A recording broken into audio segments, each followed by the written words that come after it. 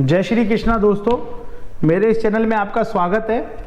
आज हम बात कर रहे हैं अभिमन्यु की, महाभारत के ऐसे एक किरदार की जो वास्तव में ही बहुत बहादुर था।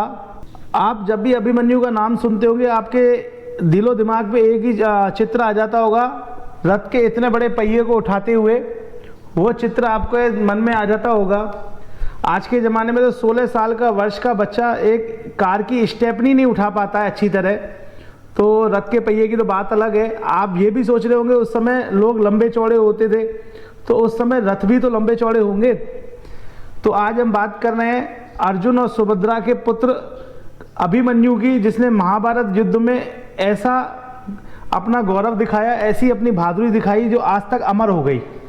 जो 16 वर्ष के तक के बच्चे जितने भी भविष्य में युद्ध हुए, इतना दमखम किसी ने नहीं दिखाया। दमखम की बात अलग छोड़िए, इतनी बहादुरी भी किसी ने नहीं दिखाई।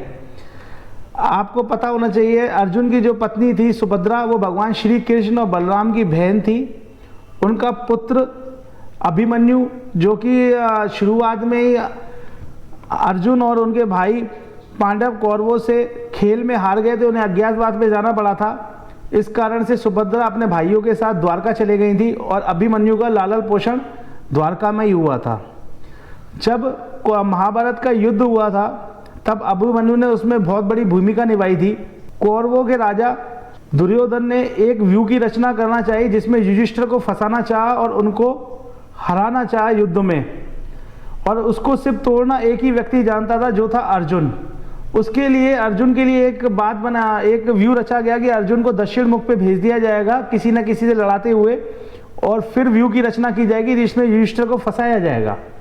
तो बात भी ऐसी हुई। अगले दिन भीष्म पितामह थे नहीं कि वो उस चीज़ में, क्योंकि भीष्म पितामह को अपना मृत्यु शैया पे लेटे हुए थे। अब बात थी कि जब अर्जुन को दूर भेज दिया गया तो रचना, व्यू की रचना की गई।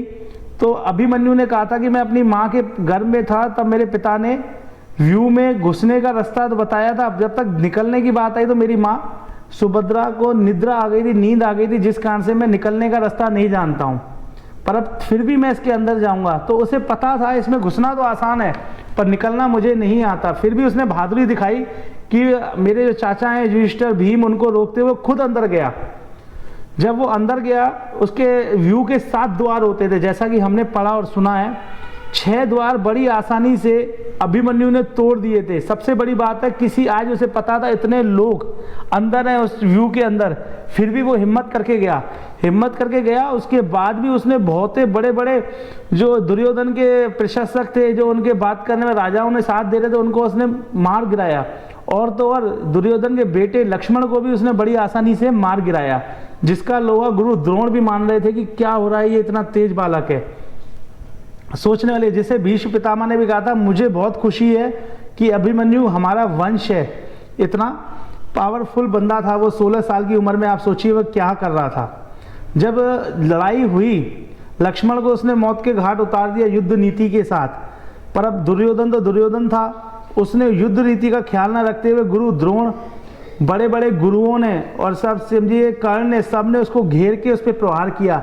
फिर भी वो अंत तक लड़ता रहा। इतने बड़े बड़े, जिनको कहा जाता है महारथी महाभारत के, जो अकेले महाभारत के युद्ध में भारी पड़ते थे, कर्ण जैसा महारथी। और तो और कहते थे गदाधर में भीम और दुर्योधन बहुत महारथी थे, जिन्होंने बलराम जी से शिक्षा ली थी। वो भी इतने बड़े बड़े महारथी उससे लड़ने के लिए आ गए एक 16 साल के बच्चे से, फिर भी वो नहीं घबराया, वो लड़ता रहा। ऐसा नहीं है कि दुर्योधन, भीम ने भी बहुत कोशिश करी, युधिष्ठिर, भीम और भी भाइयों ने बहुत अंदर कोशिश करी चक्रव्यूह में जाने की, पर वो घुस ना पाए। पर फिर भी अकेला अभिमन्यु लड़ता था। 16 साल का बालक जो इतना तेजी से लड़ता रहा, दुनिया ने उसका दमखम देखा।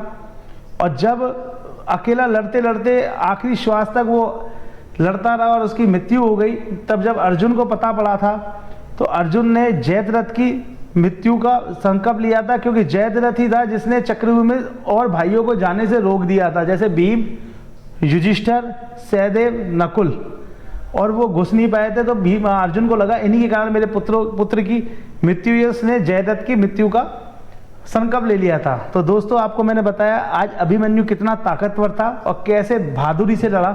तो आज का ये किस्सा आपको पसंद आया हो तो प्लीज़ मेरे इस चैनल को सब्सक्राइब कर दीजिएगा। फिर कभी किसी नए किस्से के साथ मिलेंगे। जय श्री कृष्ण।